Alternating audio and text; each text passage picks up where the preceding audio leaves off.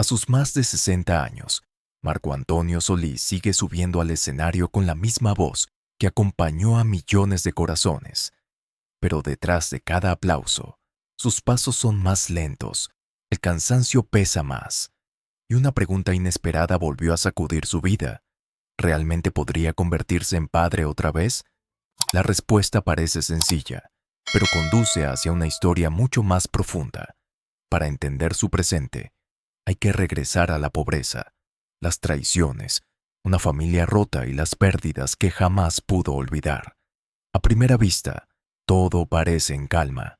Marco Antonio Solís aparece rodeado de su esposa, de sus hijas y de una familia estable después de décadas bajo los reflectores. Sin embargo, una sola pregunta bastó para alterar esa imagen perfecta. ¿Podría volver a ser padre a una edad en la que muchos hombres ya piensan en retirarse? El rumor creció con rapidez. Una fotografía, una frase mal interpretada, y millones comenzaron a imaginar un bebé en la vida de El Buki. Pero lo importante no estaba en la noticia, sino en la forma en que él respondió. Marco no reaccionó con enojo, lo hizo con humor, con esa mezcla de serenidad y cansancio que aparece cuando alguien ha vivido demasiado. Dejó claro que tener un hijo pequeño a estas alturas sería difícil, casi improbable. Aún así, detrás de su broma había un deseo profundo: volver a escuchar la risa de un niño dentro de casa. No hablaba realmente de empezar otra vez como padre. Hablaba de un nieto, de una nueva generación, de una oportunidad para disfrutar aquello que en el pasado dejó escapar. Incluso bromeó con encontrarle un buen compañero a una de sus hijas. Pero esa ligereza escondía una verdad mucho más delicada. Porque para Marco Antonio Solís, hablar de hijos nunca ha sido sencillo. El público ve a un hombre admirado, rodeado por una familia unida.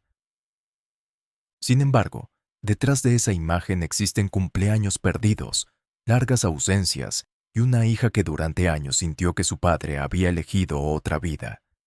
Ahí comienza la verdadera historia, no en el rumor, sino en la pregunta que despertó dentro de él. ¿Qué hace un hombre cuando comprende que puede llenar estadios, pero no recuperar la infancia de un hijo? ¿De qué sirve cantar sobre el amor si quienes más lo necesitaban aprendieron a vivir sin él? Hoy, cada regreso a casa tiene otro valor. Después de conciertos, hoteles silenciosos y viajes interminables, Marco sabe que el aplauso termina en pocos minutos. La familia, en cambio, recuerda durante años quién estuvo presente y quién llegó demasiado tarde.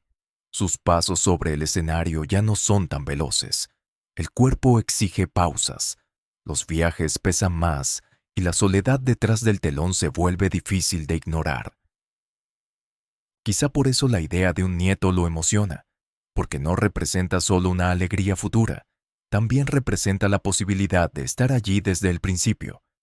Pero para comprender por qué esa presencia significa tanto, hay que mirar hacia atrás.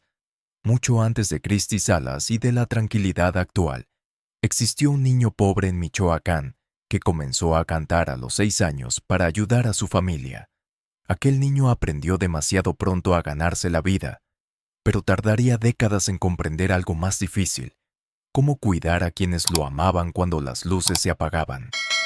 Antes de que los estadios repitieran su nombre, antes de los discos de oro y de las canciones que hicieron llorar a una generación, Marco Antonio Solís fue solo un niño en Michoacán, uno de esos niños que descubren demasiado pronto que la pobreza no espera a que nadie crezca. A los 6 años, mientras otros jugaban sin pensar en el día siguiente, él ya cantaba para ayudar a su familia. Su voz no nació primero del sueño, sino de la necesidad. Cada moneda conseguida era una pequeña victoria contra el hambre, pero también una renuncia silenciosa a la infancia que nunca volvería. En aquellos años, Marco imaginó vidas muy distintas. A veces quería ser payaso, quizá porque hacer reír parecía una forma de escapar de la tristeza. Otras veces soñaba con ser sacerdote, como si dentro de él ya existiera la necesidad de buscar una respuesta espiritual a lo que no podía comprender. Esos dos deseos terminarían acompañándolo para siempre. Sobre el escenario aprendió a emocionar y a ocultar sus heridas detrás de una sonrisa. En la intimidad, en cambio, buscó durante décadas una paz que el éxito jamás pudo comprar. La música fue primero trabajo, luego refugio y finalmente destino. Con el tiempo surgió Los Bukis, y aquel muchacho pobre comenzó a transformar sus carencias en canciones. Escribía sobre abandono, traición, nostalgia y amores imposibles con una precisión demasiado profunda para su edad. Tal vez porque no cantaba solo lo que imaginaba, cantaba lo que temía perder. El grupo creció, las giras se multiplicaron y el nombre de Marco Antonio Solís empezó a cruzar fronteras. La fama le entregó todo aquello que su niñez le había negado: dinero, reconocimiento y la certeza de no volver a preocuparse por el pan de cada día. Pero el éxito también abrió una puerta peligrosa. Nadie le había enseñado cómo protegerse de la adulación, de la distancia, ni de las tentaciones. El niño que sabía sobrevivir no necesariamente sabía cómo cuidar un matrimonio, cómo estar presente para una hija o cómo distinguir entre el aplauso de miles y el amor verdadero de una persona. Mientras sus canciones hablaban de fidelidad y despedidas, su vida privada comenzaba a llenarse de contradicciones. Cuanto más alto subía, más difícil era escuchar a quienes le pedían que se detuviera. Entonces, apareció Beatriz Adriana. Ella no conoció únicamente al artista admirado por el público, también convivió con el hombre detrás de las canciones, con sus ambiciones, sus ausencias y sus debilidades. Lo que comenzó como una unión prometedora pronto quedó atrapado entre giras, rumores y heridas, y la historia estaba a punto de demostrar una verdad cruel. A veces, quien mejor describe un corazón roto también puede ser quien termine rompiéndolo. Cuando Marco Antonio Solís se casó con Beatriz Adriana en 1983, muchos vieron la unión de dos voces admiradas, una historia capaz de resistir cualquier tormenta. Pero detrás de las fotografías y las sonrisas públicas, comenzó a crecer una distancia que el éxito no supo detener. Las giras eran más largas, las ausencias más frecuentes y los rumores más difíciles de ignorar. Beatriz Adriana llegó a señalar públicamente que la infidelidad había destruido la relación. Entre los nombres que más sacudieron a la prensa, apareció Marisela, conocida como la Madonna de la música latina. Durante los años 80, aquel supuesto triángulo amoroso ocupó titulares. Marco escribía sobre lealtad, abandono y corazones rotos, mientras su propia esposa aseguraba vivir aquello que millones escuchaban en sus canciones. No se trataba solo de celos, era el desgaste de una mujer que veía cómo el hombre que pertenecía al público se alejaba de su casa. Y cuando la fama entra sin límites, la intimidad suele escapar en silencio. El matrimonio terminó en 1987, pero el divorcio no cerró las heridas. Beatriz Adriana también lo acusó de haber sido un padre ausente para la hija que tuvieron juntos, Beatriz Solís. Para una niña, no existe explicación cuando su padre aparece en televisión, recibe el amor de multitudes y no está cuando ella lo necesita. Beatriz creció observando desde lejos la nueva vida de Marco. Lo vio formar otra familia, sonreír junto a otras hijas y construir la estabilidad que ella sintió que nunca recibió. Esa imagen podía doler más que cualquier discusión, porque el abandono no siempre grita. A veces se instala en silencio durante años. Casi una década pasó antes de que padre e hija reconstruyeran el vínculo. Marco buscó acercarse y compensar el tiempo perdido. Pero hay deudas que no se pagan con regalos ni palabras tardías. La infancia ocurre una sola vez, y quien no estuvo allí debe aprender a vivir con ese vacío. Con los años, la relación mejoró. Hubo reconciliación y una intención verdadera de reparar. Aún así, el perdón no borra la memoria, solo permite mirarla sin que destruya el presente. Esta historia revela uno de los contrastes más duros de Solís. El artista comprendía el dolor humano, pero el hombre todavía no sabía cómo evitar provocarlo en su propia casa. Sin embargo, cuando parecía que la distancia con su hija era el capítulo más oscuro, una tragedia mayor cayó sobre la familia de Beatriz Adriana. Un hombre comenzó a ocuparlo todo. Leonardo Martínez. No era hijo biológico de Marco, pero su destino quedaría unido para siempre a una etapa que nadie pudo cerrar. Y lo ocurrido en Tijuana no dejó espacio para rumores ni viejas disputas, solo para una pérdida imposible de reparar. Leonardo Martínez no era hijo biológico de Marco Antonio Solís, era hijo de Beatriz Adriana, la mujer con la que el cantante compartió un matrimonio lleno de heridas. Sin embargo, su nombre quedó unido a aquella historia familiar, porque algunas tragedias no preguntan por la sangre antes de destruirlo todo. En el año 2000, Leonardo fue secuestrado en Tijuana. Después llegó la noticia más cruel: había sido asesinado. Para Beatriz Adriana, el mundo dejó de tener sentido. Ninguna fama, explicación o paso del tiempo podía devolverle al hijo que había perdido. Marco no ocupaba el lugar de un padre biológico, pero conocía a la familia y sabía que Leonardo pertenecía a una etapa de su vida.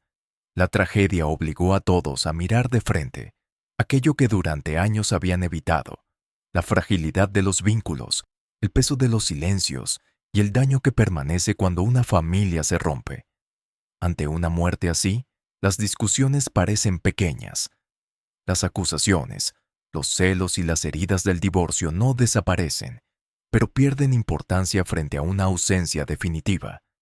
Hay dolores que no permiten volver atrás, solo dejan preguntas sin respuesta.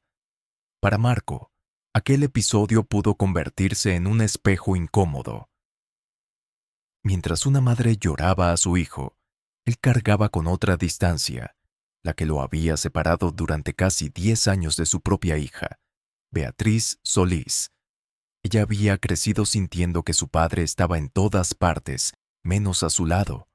Lo veía triunfar, formar una nueva familia y sonreír junto a otras hijas.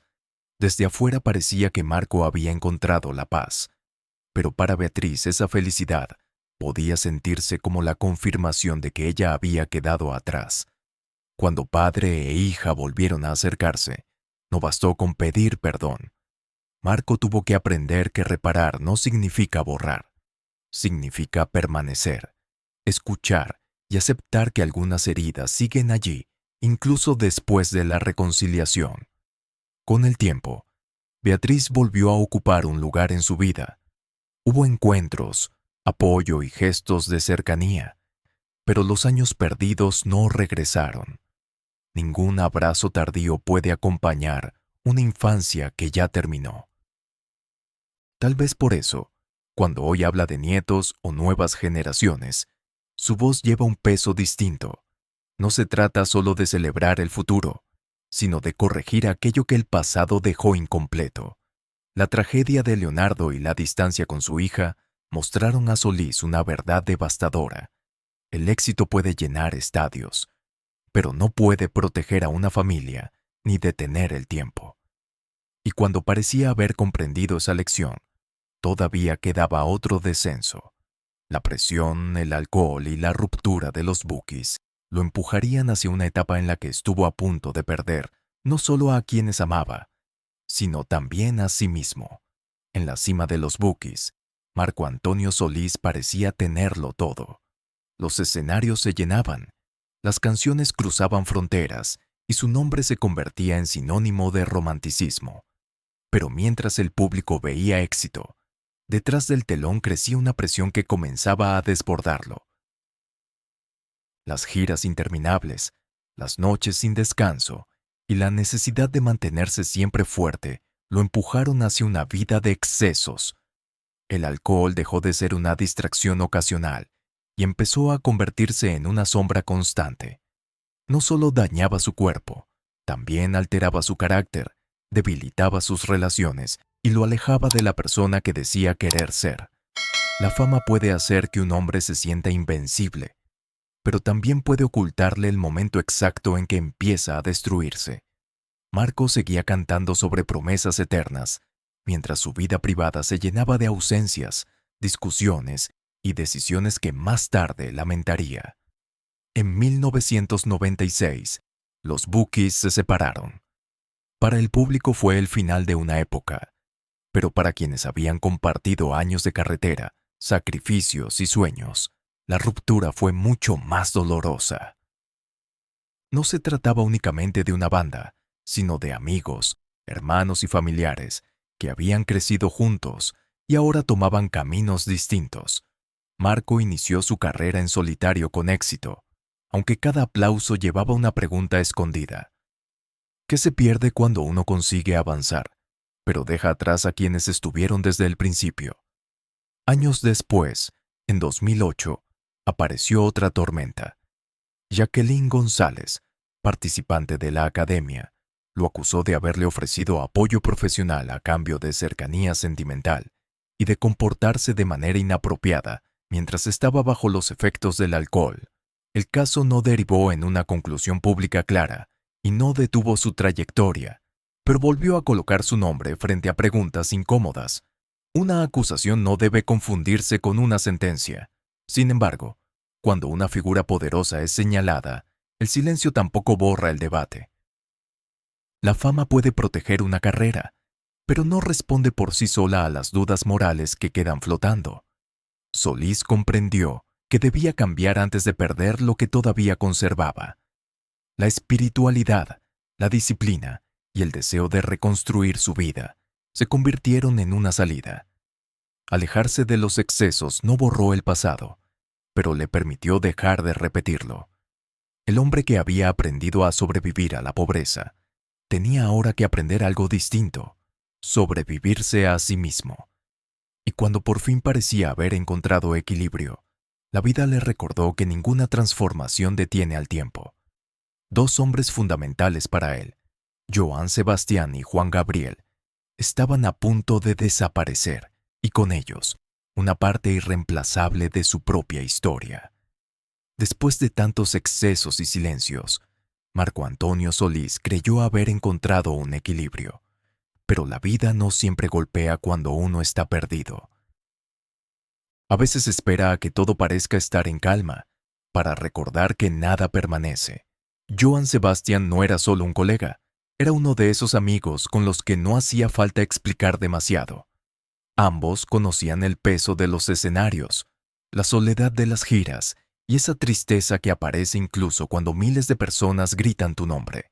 Cuando Joan murió en 2015, después de luchar contra el cáncer, Marco sintió que algo dentro de él también se apagaba. No perdió a un compañero, perdió a alguien que entendía el precio de la fama y las heridas que jamás se muestran ante el público. Por primera vez, el hombre que había cantado tantas despedidas tuvo que enfrentarse a una que no podía convertir en canción, porque algunas ausencias no inspiran, paralizan. Apenas un año después, Juan Gabriel murió de forma repentina, poco después de una presentación. Para Solís, no era solo una leyenda de la música latina, era un amigo, un referente y una figura mayor de una generación que parecía eterna. Las dos pérdidas llegaron demasiado cerca. Marco comenzó a mirar el tiempo de otra manera. Cada camerino silencioso y cada canción compartida se transformaron en recordatorios de que su camino tendría un final.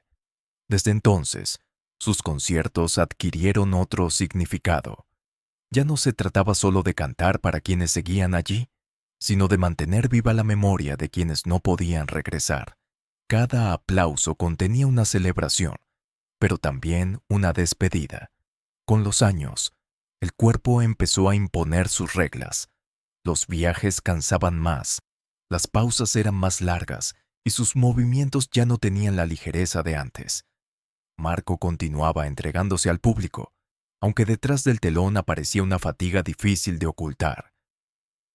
No necesitaba una enfermedad concreta para entender que el tiempo avanzaba. Bastaba mirar alrededor y notar cuántos amigos habían desaparecido. Su verdadero miedo ya no era dejar de llenar estadios. Era llegar demasiado tarde a casa otra vez. El hombre que había perdido años junto a su hija comenzó a valorar cada regreso. comprendió que la soledad más dura no está en un hotel vacío, sino en descubrir que las personas amadas aprendieron a vivir sin uno. Christy Salas había permanecido a su lado durante más de 3 décadas. No borró sus errores, pero estuvo presente mientras él aprendía a enfrentarlos. Después de tantas despedidas, Marco entendió que la vida no le pedía otra canción. Le pedía que se quedara. Y en Christy, en sus hijas y en la familia reconstruida, encontraría la ocasión de probar que el cambio no era una promesa, sino otra forma de vivir. Christian Christy Salas apareció en la vida de Marco Antonio Solís en los años 90, cuando participó en un video musical de los Bookies en Jersey. Él venía de una etapa marcada por el divorcio y una relación dolorosa con su pasado. Ella no conoció a un hombre perfecto. Conoció a alguien que intentaba entender en qué momento había perdido el rumbo. Se casaron el 16 de diciembre de 1993. Desde entonces, Christy permaneció a su lado mientras Marco reconstruía su vida y aprendía que una familia no se sostiene con canciones, sino con presencia, paciencia y decisiones diarias. No fue ella quien borró sus excesos ni sus ausencias. Tampoco podía devolverle los años perdidos con Beatriz Solís, pero su compañía le ofreció un espacio donde demostrar que el cambio era posible, siempre que dejara de esconderse detrás de la fama. De esa unión nacieron Alison Solís y Marla Solís, conocida como Mar. Las dos crecieron cerca de la música y siguieron un camino parecido al de su padre. Marco las apoyó con orgullo, consciente de que acompañarlas era también una forma de reparar lo que no pudo ofrecer a su hija mayor. Beatriz nunca desapareció de la historia. Padre e hija lograron reencontrarse y construir una relación más serena. Aún así, Marco sabe que el perdón no cambia el pasado, solo permite dejar de vivir prisionero de él. Por eso, cuando surgió el rumor de que volvería a ser padre, su respuesta tuvo más profundidad de la que muchos imaginaron. Solís negó la posibilidad de recibir a un nuevo hijo a esa edad. Con humor, admitió que comenzar de nuevo con un bebé sería difícil y poco realista. Lo que realmente deseaba era otra cosa: un nieto que llenara la casa de risas y pequeños pasos. Incluso bromeó con encontrar al hombre adecuado para una de sus hijas, como si quisiera acelerar esa nueva etapa familiar. Pero detrás de la broma había una confesión. Marco ya no buscaba empezar otra vida, buscaba permanecer en la que todavía tenía. Quería presenciar los momentos que antes perdió, llegar a tiempo a las celebraciones y estar cerca cuando una nueva generación aprendiera a pronunciar su nombre. Después de tantos escenarios, comprendió que el aplauso más importante no viene de una multitud. Es el de una familia que todavía abre la puerta cuando uno regresa. Hoy, cuando canta sobre el perdón, sus palabras parecen dirigirse también hacia él mismo, al niño pobre que creció demasiado pronto, al esposo que falló, al padre ausente y al hombre que sobrevivió a la pérdida. Marco Antonio Solís no pudo reescribir su historia, pero sí cambiar la manera de terminarla. Y quizá esa sea su victoria íntima. Entender, antes de que fuera demasiado tarde, que amar no consiste en prometer que uno volverá, sino en decidir quedarse. Marco Antonio Solís no es la historia de un hombre perfecto, sino la de alguien que conoció la pobreza, la fama, la culpa y la pérdida, y aún así decidió cambiar antes de que el tiempo cerrara la puerta. Hoy ya no parece perseguir otro comienzo, sino la oportunidad de quedarse, de mirar crecer a sus hijas, de esperar a un nieto y de convertir la presencia en su última gran promesa. Porque al final, el amor no se demuestra con la canción más hermosa, sino con quien permanece cuando se apagan las luces,